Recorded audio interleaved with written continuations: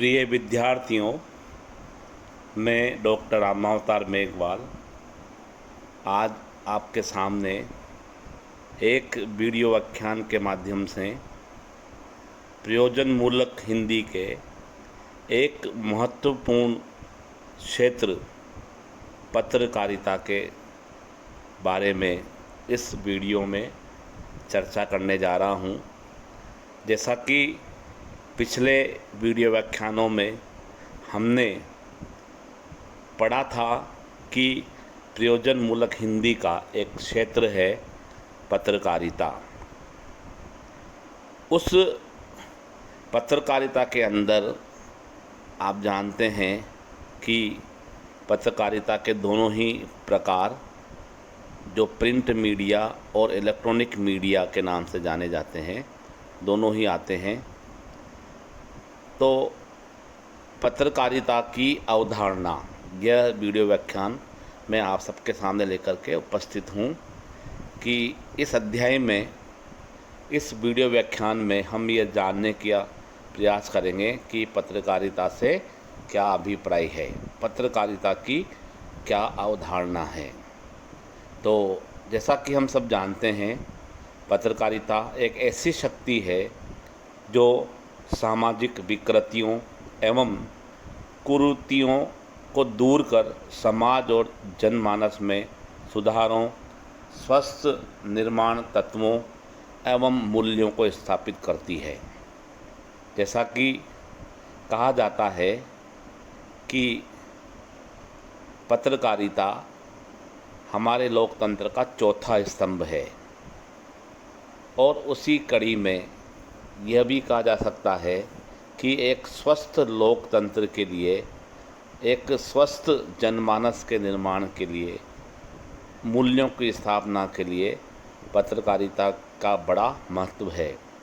आज पत्रकारिता केवल राजनीतिक घटनाक्रम को ही अवगत कराने का साधन नहीं है, वरन वह समाज को जगाने, सामाजिक जीवन की यथार्थ शक्ति उभारने, व्यक्तिपरक जिज्ञासाओं का शमन करने तथा जनता को आनंद और संतोष प्रदायक है।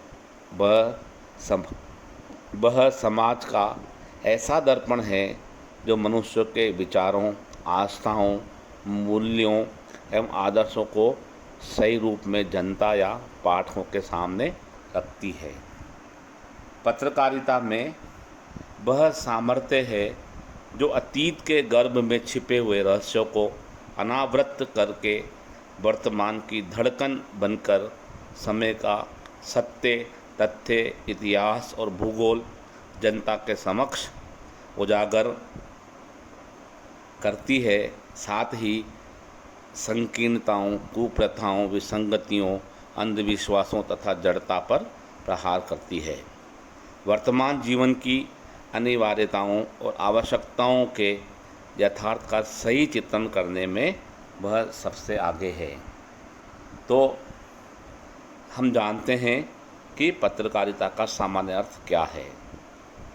तो पत्रकारिता का सामान्य अर्थ पत्रकार का काम या व्यवसाय है, जिसे ऑक्सफोर्ड शब्दकोश में कहा गया है। पत्रकार के व्यवसाय का प्रमुख साधन पत्रकारिता लेखन, जन सामान्य की स्थितियों का लेखन एवं संग्रह और समाचार पत्रों, जर्नल्स की सुरक्षा और संग्रह वृत्ति है। पत्रकारिता को परिभाषित करते हुए कार्ल जी मूलर के अनुसार पत्रकारिता तात्कालिक घटनाओं के सूक्ष्म विश्लेषण पर आधारित व्यवसाय है। ऐसा व्यवसाय जिसमें आवश्यक तथ्यों को प्राप्त करके उनकी महत्ता के अनुसार उन्हें तैयार करना अथवा उत्पन्न परिस्थितियों में तात्कालिक घटनाओं को बुद्धिमत्तापूर्वक प्रस्तुत करना है। इसी प्रकार अन्य परिभाषाओं के अनुसार पत्रकारिता दैनिक जीवन की घटनाओं और उनके आधार पर प्रकाशित दैनिक समाचार पत्रों की संवाहिका है। इसमें घटनाओं, तथ्यों, व्यवस्था परकता के साथ साथ राजनीतिक, सामाजिक, धार्मिक और कलात्मक संदर्भों की प्रस्तुति होती है। इसी प्रकार जो है हमारे एक बहुत प्रसिद्ध विद्वान बद्रीनाथ कपूर कहते हैं कि पत्रकारिता पत्र पत्रिकाओं के लिए समाचार लेख आदि एकत्रित तथा संपादित करने, प्रकाशन आदेश आदि देने का कार्य है।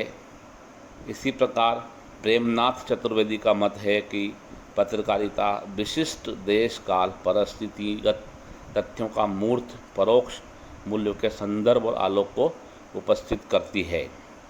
पत्रकार द्वारा पूर्व पश्चिम उत्तर दक्षिण की सूचनाएं एकत्र करके तत्काल ही जनता के समक्ष रखने का साधन ही पत्रकारिता है, जो दूसरे स्तर पर जनता के विचारों के अनुसार ही अपनी विचारधारा को जनता के समक्ष रखती है। इस प्रकार पत्रकारिता व्यक्ति, समाज, सामाजिक संदर्भों और बहुविध परिवेश का तात्कालिक इतिहास है। अतः यह कहना उचित होगा कि पत्रकारिता आज एक ऐसा माध्यम है जो संसार भर की विविध गतिविधियों का दर्पण है और उसमें व्याप्त बेईमानी, कालाबाजारी, भ्रष्टाचार की सूचनाएं सर्वोपरि पहुंचकर राष्ट्र के चरित्र एवं व्यवहार को रेखांकित करती है। तो दूसरी ओर सामाजिक जीवन के प्रगतिशील तत्वों के निर्माण और व्यवहार द्वारा समाज में फैली कुरीतियों, अंधविश्वासों, रूढ़ियों के प्रति संघर्ष छेड़ती है। यही नहीं, समाज में घटित हो रही देश, धर्म, राजनीति और समाज विषय घटनाओं और दुर्घटनाओं के यथार्थ का विश्लेषण करते हुए भावी समाज की भविष्य दृष्टा बन नई चेतना का प्रचार प्रसार करती है। इस प्रकार हम कह सकते हैं कि पत्रकारिता हमारे समाज का एक ऐसा दर्पण है, हमारे समय का एक ऐसा दस्तावेज है जो आम लोगों तक पहुंचकर यह बताने का प्रयास करता है कि देश और दुनिया में क्या हो रहा है। विद्यार्थियों, आप सब जानते हैं कि सवेरे सवेरे समाचार पत्र पढ़ना हमारी एक महत्वपूर्ण आदत में शुमार है। जब तक हम अखबार नहीं पढ़ लेते हैं, कोई समाचार पत्र नहीं पढ़ लेते हैं, हमारे दिन की सही तरह से शुरुआत नहीं होती है। और उन समाचार पत्रों में हम देखते हैं कि किस प्रकार से विश्व, फिर देश, फिर राज्य, फिर ज़िले, फिर पंचायत, तहसील तक की घटनाएं हमें अखबार के विभिन्न पेजों पर दिखलाई पड़ती है। इसी के साथ पीछे के कई पेजों पर आप देखेंगे तो खेल और बाज़ार की पत्रकारिता भी हमें दिखलाई देती है। इस प्रकार एक समाचार पत्र अपने आप में उस दिन के पिछले दिनों की घटनाओं का एक महत्वपूर्ण दस्तावेज है। देश और दुनिया में क्या घटित हो रहा है, खेल में पिछले दिन क्या घटित हुआ, और उसकी जानकारी हम अगर लाइव देख भी न पाएँ तो अखबार के माध्यम से हमें सही मिल जाती है। इसी प्रकार कई सारी सूचनात्मक जानकारी भी हमें पत्रकारिता के माध्यम से प्राप्त होती है।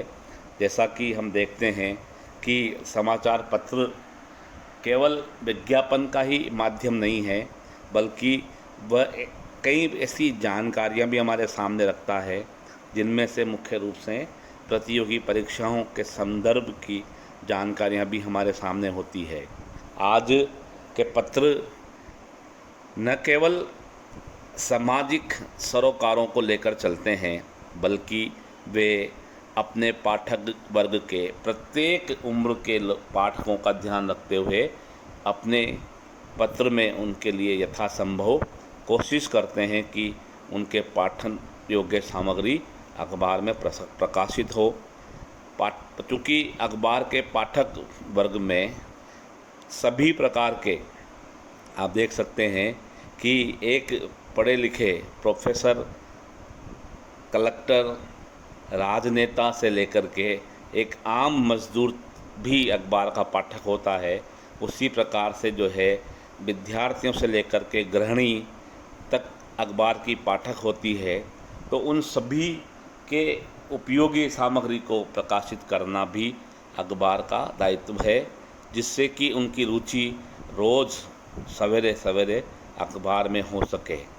इसी प्रकार से आप देखते हैं कि कई बार ऐसा होता है कि कई सारी घटनाएं जब हम नींद में होते हैं तब घटित हो जाती है, तो सवेरे सवेरे अखबार के माध्यम से ही हमें पता चलता है कि अमुक अमुक घटना अमुक अमुक जगह पर हो गई है। और इसी प्रकार से कई बार सामाजिक सरोकारों की को लेकर भी समाचार प्रकाशित होते हैं, जो न केवल हमें समाज के प्रति जागरूक बनाते हैं बल्कि समाज के विकास में अपने योगदान को भी निश्चित करते हैं कि भविष्य की पीढ़ी इस प्रकार की घटनाओं को किस प्रकार से रोकेगी और किस प्रकार से दूर करने का प्रयास करेगी। इस प्रकार हम देखते हैं कि वर्तमान जीवन में पत्रकारिता एक ऐसा आकार ले चुकी है जो न केवल मनुष्य के लिए आवश्यक है बल्कि समाज के लिए भी उतना ही आवश्यक है। एक स्वस्थ लोकतंत्र के निर्माण में एक स्वस्थ पत्रकारिता का होना बहुत आवश्यक है। आगे के व्याख्यानों में हम यह जानने का प्रयास करेंगे कि पत्रकारिता की विशेषताएं क्या है और पत्रकारिता के विभिन्न क्षेत्र क्या क्या हैं। तब तक के लिए धन्यवाद।